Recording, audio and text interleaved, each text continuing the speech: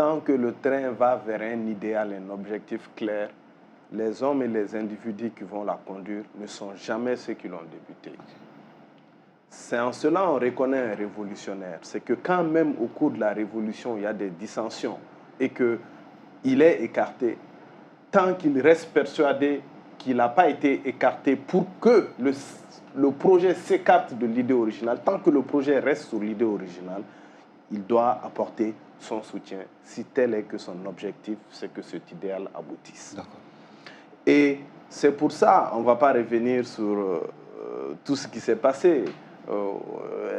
D'ailleurs, ce n'est pas 5 ans, c'est 5 ans moins 9 mois, parce qu'il y a eu la rectification, on est rentré. La logique panafricaniste dont je parle, elle a réellement commencé quand justement le volet civil et le volet militaire ont pu cheminer ensemble. C'est à ce moment-là qu'on a eu les meilleurs résultats au sein de la transition.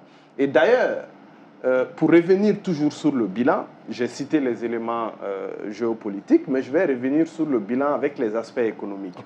Vous savez, en posant ces 10 actes-là, ça prépare le terrain pour d'autres actes qui se sont passés, dont je vais relater ici. Il y a tout ce qui se passe autour des ressources minières.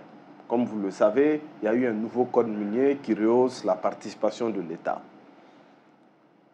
Ce nouveau code minier, l'État a vouloir appliquer ça immédiatement sur les projets existants. D'autres ont accepté, d'autres ont dit qu'ils doivent aller jusqu'au bout de leur accord actuel pour aller sur de nouveaux accords. Un pouvoir qui n'est pas ferme va laisser faire, mais un pouvoir ferme a imposé ces conditions. Aujourd'hui, le code minier est en train d'être appliqué plus tôt que prévu. Et il y a des mines qui seront abandonnées par certains acteurs qui vont être récupérés par l'État. Mais est-ce qu'à l'époque, est-ce que les textes permettaient cela? Est-ce qu'à l'époque, les textes Vous savez, je vais paraphraser une idéologie politique chinoise de Deng Xiaoping. Vous savez, la différence entre la Chine et la Russie, les deux ont un régime communiste, mais la Chine a pu faire un tournant pragmatique que la Russie n'a pas su faire.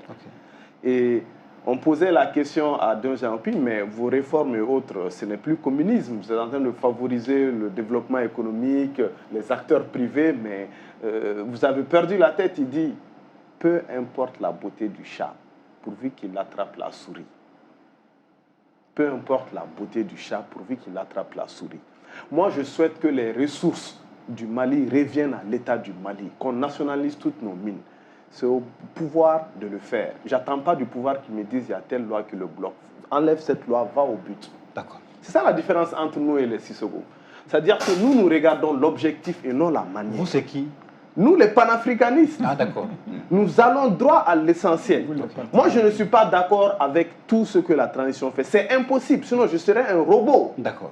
Ce n'est pas possible. Je peux aussi donner tout ce qui reste à faire qui n'a pas été fait. Tous les sujets abordés à moitié qui ne sont pas allés au bout.